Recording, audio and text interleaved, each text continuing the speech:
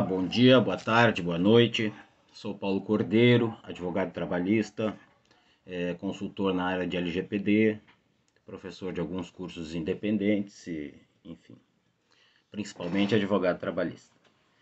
Eu estava assistindo agora a sessão que iria votar, começou a votar o- as normas infralegais, né? As normas administrativas para a questão da gravação de audiências. Da gravação de audiências, da degravação de audiências transformada em ata. Inclusive, nos grupos agora de WhatsApp, eu vi alguns colegas comentando que nem degravação isso seria, né? É uma transcrição, né? É imediata, né? O que que acontece? A legislação, a CLT, e esse é um dos argumentos da advocacia, foi a ABRAT, foi o Conselho Federal da OAB, Ministério Público, teve mais uma entidade, agora me falha a memória, que falou em nome da advocacia, né? Que foi o Dr. Paraíba. Eu acho que era a Brat. Enfim, fico devendo. Mas a gravação eu coloquei no canal ali como nas playlists ali de advocacia e comentários sobre normas, tá? Então podem assistir na íntegra. Acho que fica gravado. A advocacia também sustenta que nossa legislação trabalhista, que é um ramo realmente muito peculiar, como disse a ministra que veio da advocacia, e só podia ser, né, e pediu vistas do processo, portanto o julgamento não acabou hoje, ele ficou para, em princípio, 23/10, foi a data que ela mencionou, e ela prometeu já nessa próxima sessão já trazer com vistas aos com especial atenção ao que foi falado pela Advocacia, Ministério Público e também a Associação de Juízes, foi o Dr. Colucci, que é aqui do Rio Grande do Sul, e que sustentou em nome dos juízes de primeiro grau, associados da AMATRA. Claro, é normal que a AMATRA venha defender a posição dos juízes, ela representa os seus associados, né? E também foi interessante que tanto a ministra que pediu vistas, quanto o ministro que foi radicalmente contra a transcrição da ata, pediram que sejam degravadas as sustentações e essa sessão de hoje, para que eles possam analisar. Então, é uma coisa meio engraçada, como outras coisas engraçadas que eu vou comentar depois, enquanto eu vinha fazendo anotações aqui. Bom, a advocacia, então, muito resumidamente, sustenta que para essa questão de a gente poder apreciar as provas produzidas, e claro, também o juiz de primeiro grau, e depois para não ter que reapreciar, gastar horas para o julgamento, e inclusive isso vem de encontro a algum argumento deles com relação à celeridade, né, do processo, que depois eu vou falar aqui rapidamente alguns argumentos. Essa questão do. Já existe, né? Na nossa. Ah, sim, desculpa. Gastaria muitas horas, então, para que. Essa é a posição da advocacia, para que, primeiro, o gabinete fosse lá, observasse e transcrevesse. Daí depois. Transcrevesse, não, decidisse, porque não diz ali se vai ser transcrito nos autos ou não. Decidir com base nas provas orais produzidas. E depois, indo para o segundo grau, o que invariavelmente vai, quando se trata da matéria de prova, se houver alguma discordância, não houver confissão, os desembargadores teriam que novamente ouvir as gravações para então decidir. Então são muito, muito, muito mais horas de trabalho. Trouxeram até uma estatística de que são muitas horas para uma hora de audiência, são muitas e muitas horas para se degravar. E tem outros problemas práticos, mas esses são comentários meus.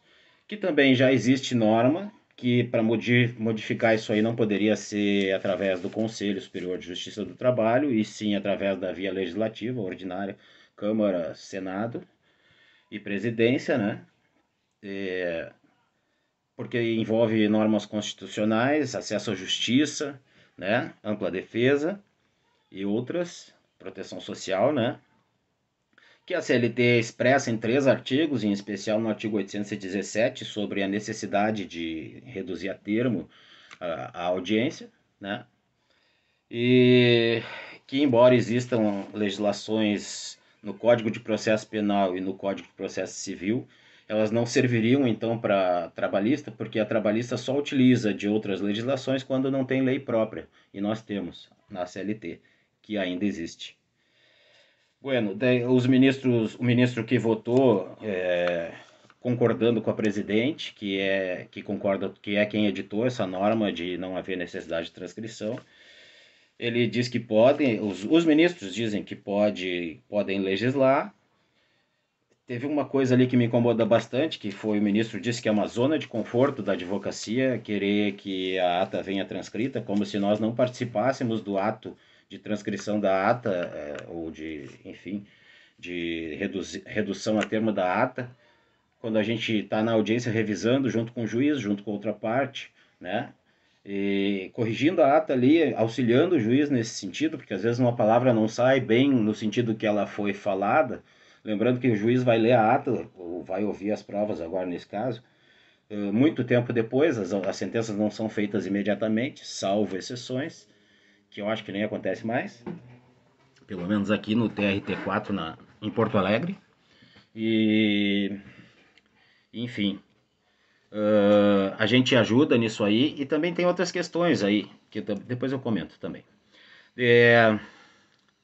Ele diz que os juízes, os desembargadores reclamam de carência de servidores e que eles que deem o seu jeito para ler, para reduzir a termo e julgar a questão das audiências, se quiserem. Mais ou menos esse é o tom. Que também vem de encontro a essa argumentação que eu falei antes, né? Porque se não tem servidor no segundo grau, se não tem servidor no primeiro grau também, mais difícil fica depois da audiência reduzir a termo, né? E aí eles dizem que tem que ter uma duração razoável da audiência, concordo, mas acredito que não adianta uma duração razoável da audiência para que se faça mais audiências e retrancar ali na frente a apreciação do recurso, né? A questão de fazer a sentença vai ser muito pior para qualquer um, para qualquer dos graus. E que seria uma questão de duplo trabalho também. E que nós estamos na contramão da Justiça 4.0, que prevê as audiências telepresenciais, falaram da resistência das audiências telepresenciais que nós tivemos, e sinceramente lá no íntimo continuamos a ter, porém a vida anda, né? A gente precisa que os processos andem, ninguém previa tanto tempo de pandemia, então ainda está se buscando solução, não é o melhor dos mundos, mas tem acontecido e presunção de boa fé e bola para frente, né? Ficou muito mais difícil de provar que há manipulação de testemunhos, por exemplo. E isso é uma exceção, mas acontece, né? De testemunhas orientadas, testemunhas que venham às vezes nem orientadas pelo advogado, muitas, eu acho que a maior parte das vezes não é, mas que queiram mentir para ajudar a pessoa que a chamou como testemunha. Só que as testemunhas não são da pessoa, elas são do juízo, né? Então, mas isso é assunto para outra conversa. E aí é isso, por enquanto a controvérsia, tá? Com pedido de vistas. E agora os meus comentários.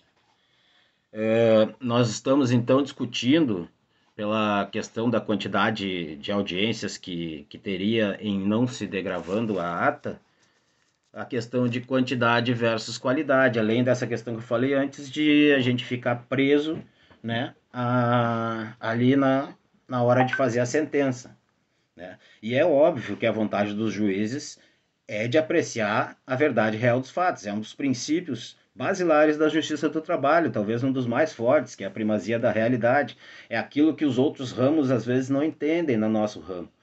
Primazia da realidade, que se preocupa muito mais com o conteúdo do que com a forma, diferente do direito civil, que na minha sensação, que uso profissionalmente de forma subsidiária o direito civil, porque advogo em alguns casos de direito do consumidor e questões que não são complexas na área civil, e por escolha minha, né? Lá parece se privilegiar mais a forma do que o conteúdo. com mudanças, né? Bueno.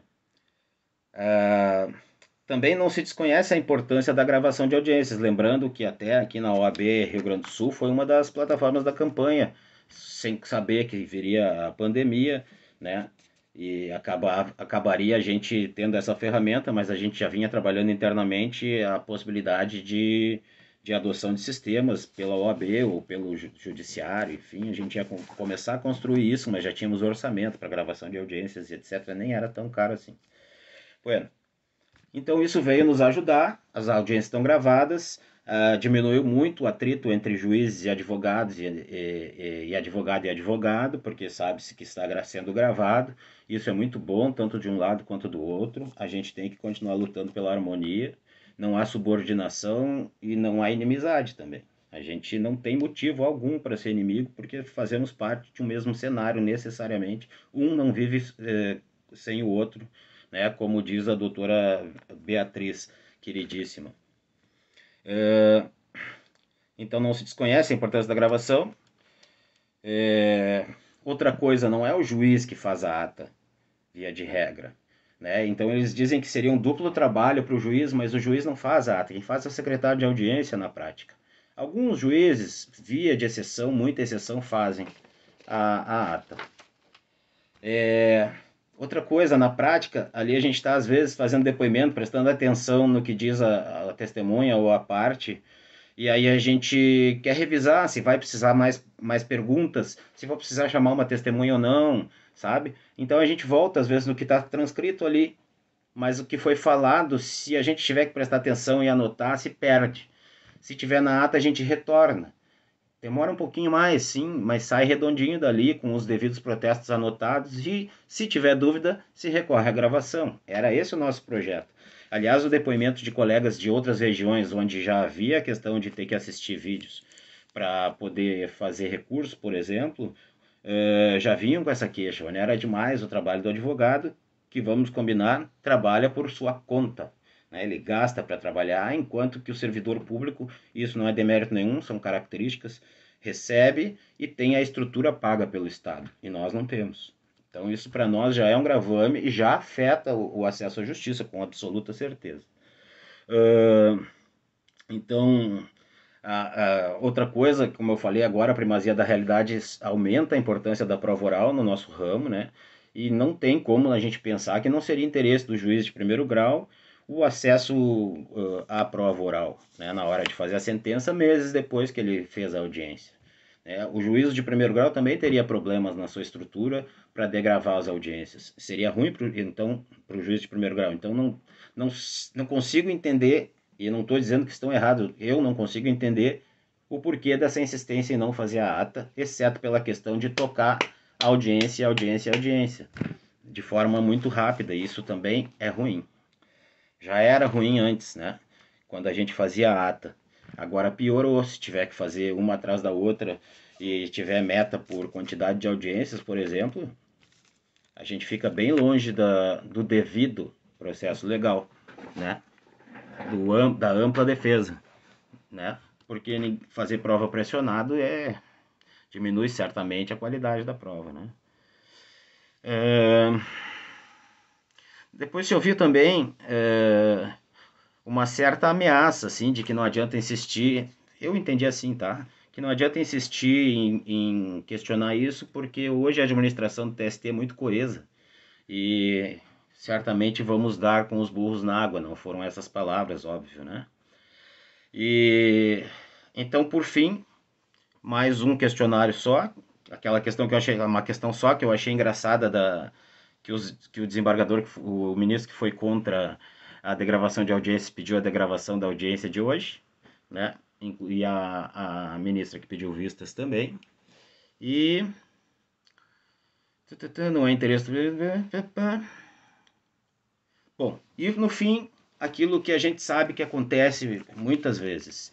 Assim como se tentou que os advogados fossem quem escaneassem os autos físicos para que eles virassem processos eletrônicos, aconteceu agora que e antes, né, furar folha, né, usar grampo assim assado, serviços que são da Justiça do Trabalho, do Estado, transferidos para os advogados. É uma luta antiga isso. Petição com mais de 10 folhas, uma série de coisas que vão, na prática, tolhindo o direito, né?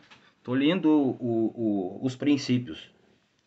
E então, se não houver a transformação disso, na prática o que vai acontecer, o advogado vai transcrever as audiências com aqueles que trabalham com pouca estrutura, de forma manual, ouvindo e escrevendo, né? Escrevendo.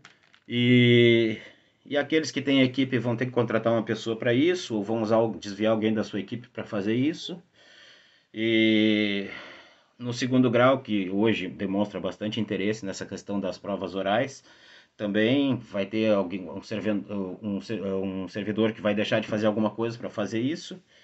Na prática, nós vamos fazer. Vamos fazer, só que nós vamos fazer de forma seletiva, obviamente. Eu vou botar num recurso um trecho que me interessa, sem esconder, né? Regra ética, sem esconder o resto, mas salientando aquilo que me interessa. Deixando claro que aquilo não é o todo. E a outra parte vai fazer a mesma coisa e o desembargador vai ter que olhar tudo para poder fazer o voto dele, né? Fica aqui então um registro do que aconteceu hoje. Uma coisa importante que eu tenho que falar, mesmo o vídeo ficando um pouquinho longo. Tinha não chegou a 150 advogados, pessoas assistindo o vídeo no YouTube dessa sessão de hoje. Nós temos, só no Rio Grande do Sul, eu estimo em torno de uns 40 mil advogados só trabalhistas. No entanto, isso é interesse de todos, né? E de forma impressionante, isso era uma discussão nacional e não tinham 150 pessoas assistindo. Aí, assim como passou a reforma trabalhista, que acabou demonstrando que foi um desastre para o nosso ramo, terrível, passa qualquer coisa, gente. A gente que é advogado, formador de opinião, jurador da Constituição, de proteção da Constituição, que temos munus público na nossa profissão, não nos mobilizamos sequer para aquilo que é nosso interesse. Me ajuda a entender isso também, se quiser, nos comentários. Agradeço aí a atenção, a paciência e até breve. Até o próximo vídeo. Curte aí, por favor, compartilha com os teus amigos se gostou, se não gostou, com o teu inimigo. Um abraço, um beijo, fica com Deus.